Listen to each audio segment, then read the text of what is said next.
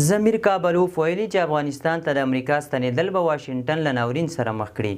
افغانستان لپاره د روسیې ځانګړي استازي ضمیر کابلوف ویلي دا شونتیا ډیره ده چې امریکا پر افغانستان برید ونه کړي ځکه پایلې به یې د واشنګټن لپاره ویجاړونکې وي. هغه زیاته کړې چې دا د ګرینلینډ او کاناډا په اړه شخړو ته ورته موضوع ده چې پایلې به یې د امریکا لپاره ویجاړونکې وي او افغانان هم له جګړې سره نااشنا نه دي. دا څرګندونې له هغې وروسته کیږي چې د امریکا ولسمشر ډونالډ ټرمپ افغانستان ته ګواښ وکړ چې که چیرته د باګرام هوایي اډه ورته بیرته ونه سپاري نو له بدې پایلې سره به مخ شي.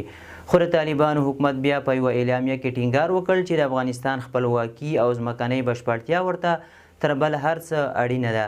اعلامیه کې له امریکا څخه غوښتل شوي چې د تیرو ناکامو تجربو پر ځای د واقعیت او عقلانیت پر بنسټ حل لاره غوره کړي.